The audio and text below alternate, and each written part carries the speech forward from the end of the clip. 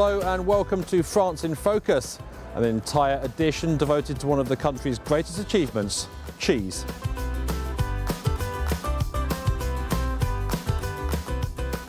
We're in the Brie region, just outside Paris, where Jacques Cochot makes the famous product of the same name. Thanks for joining us, Jacques. Tell us a little bit more about what you do here on the farm.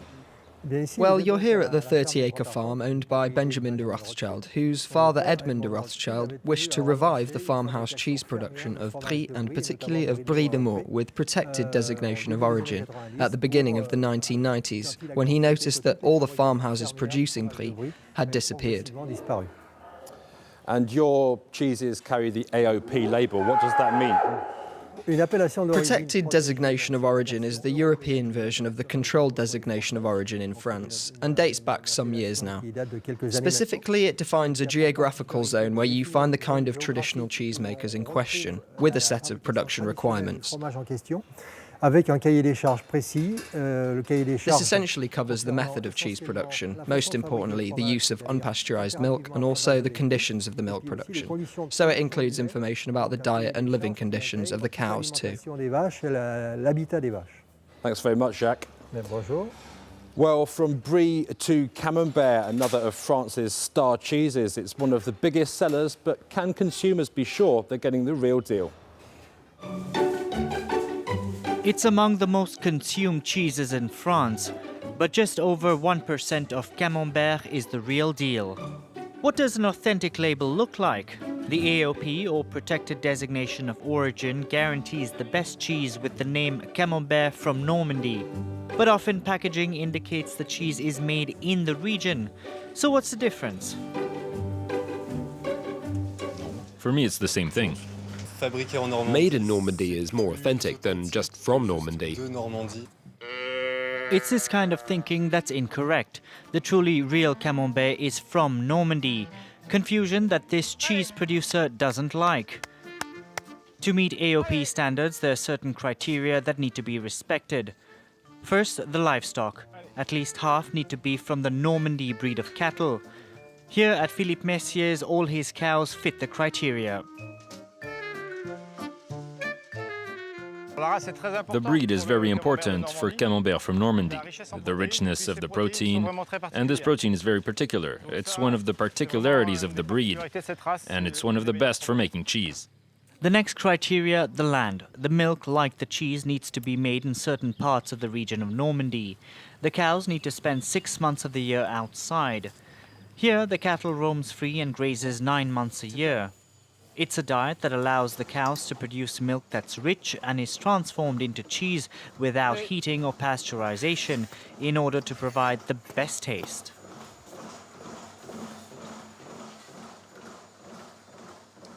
We don't have any health issues or pathogenic bacteria in our cheese. You've seen the cows are very clean. It's just good regional practices, and that allows you to make cheese with untreated milk. To compare a Camembert from Normandy made with unpasteurized milk with one made in Normandy with pasteurized milk, we headed to an industrial producer. In this company, 2 variations of the cheese are made. On the left are machines which slice the cheese. On the right, everything is done manually to shape the end product, which takes a lot more time. Each spoonful is spaced out over 40 to 50 minutes, depending on the richness of the cheese. We'll have a product that's alive, which is thick, and which has beautiful authenticity. With practices that are markedly different, is there a difference in taste between all these products? We took 3 different types of cheese to a shop owner without specifying their origins. One industrial unpasteurized version and one Camembert made from pasteurized milk, as well as a Camembert which meets the protected designation of origin criteria. First, Camembert made with pasteurized milk. It's a product to eat, it's not just about pleasure. The second, Industrial cheese made with unpasteurized milk. there's no particular odor. It's not a bad product. The third, there's the look, and then of course there's the smell. And here we have a Camembert that tastes like Camembert.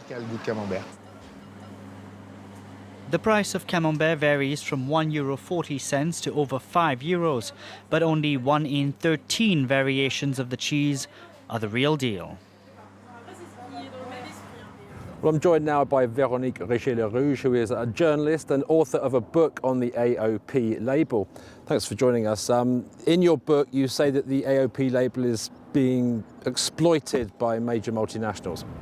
It's true that today we're seeing a monopoly-type phenomenon. It of course exists throughout the industry and economy, but it's now affecting an area where we thought we'd be protected from this, and that's not the case. Today we see a lot of protected designation of origin labels, or AOPs, that are increasingly held, privatized in a sense, by multinationals. The largest in the world is Lactalis, a French group. Then there's Sodial, Trivala, Urial, which are also huge. And so we wonder what the future of these AOPs is when they're held in this manner, because they can't work in the same way. And out of the big name French cheeses, if you like, which ones have been the worst affected? The Camembert designation is today held predominantly by Lactalis. And the problem is that on the other side, there aren't enough small and medium businesses and operators to maintain any kind of competition, discussion, and democracy within the specification.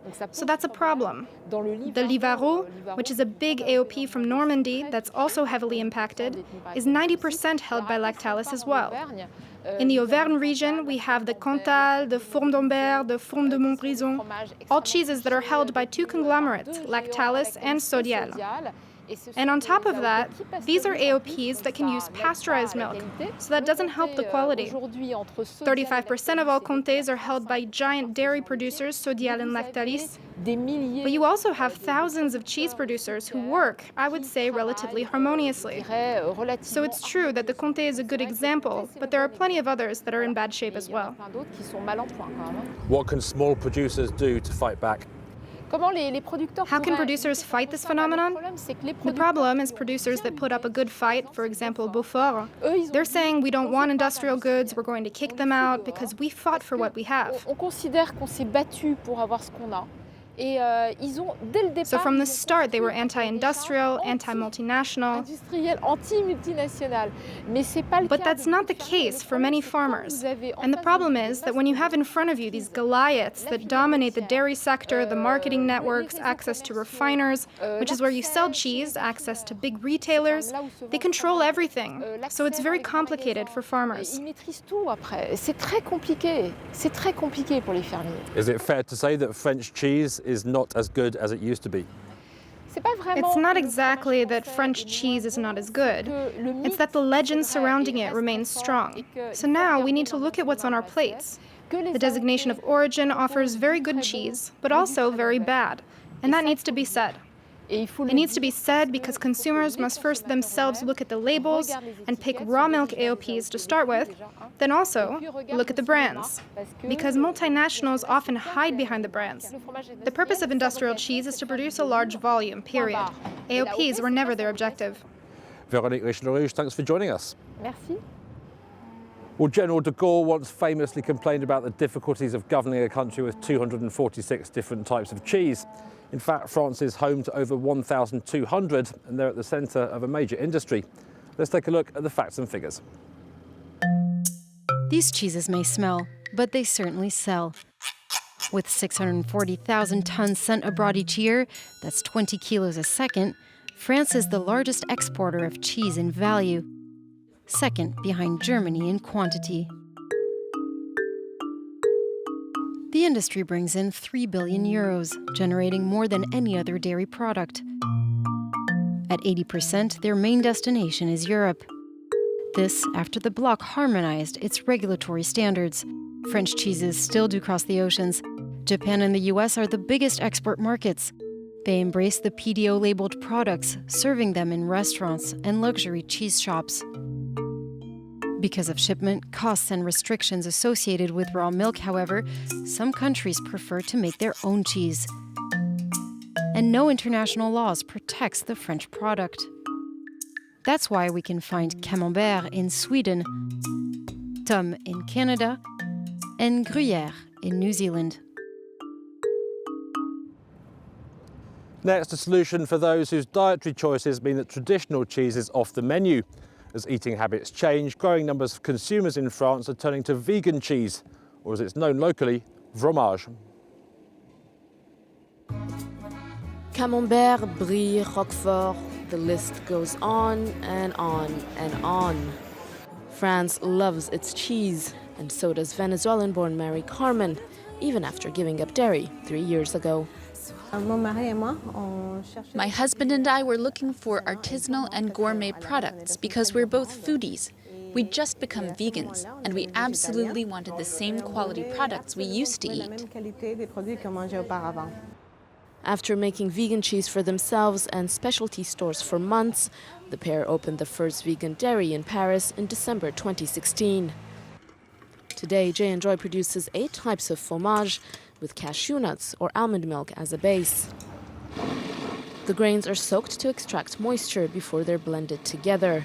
That paste is then left to ferment before the ultimate and most important step, the aging, which could take 5 to 15 days. It's definitely very hard work. You have to keep an eye on it constantly to create the texture, the taste, the smells, to determine the sell-by date, the flavor most people will like. So it's truly intuitive work. The finished products are sold in stores and on site, a niche market that caters to tourists and Parisians alike. But what about mainstream consumers? Can faux cheese pass the taste test?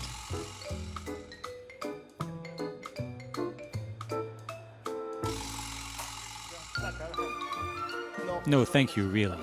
It's good. I like it. Very refined. It's well seasoned. This is cheese. A little spicy. Final notes are a little gritty. I don't usually eat cheese, but that was quite good. And creamy. I can't stand cheese, and this is not bad at all. Call it fromage, fromage, or just vegan cheese. It may not be a staple in France, but it's certainly worth a bite. And for those looking for something a little closer to the real thing, a new line that looks, smells, and tastes even more like fromage will be available soon. And that's it for this edition of France in Focus. Thanks ever so much for watching, and do join us again soon.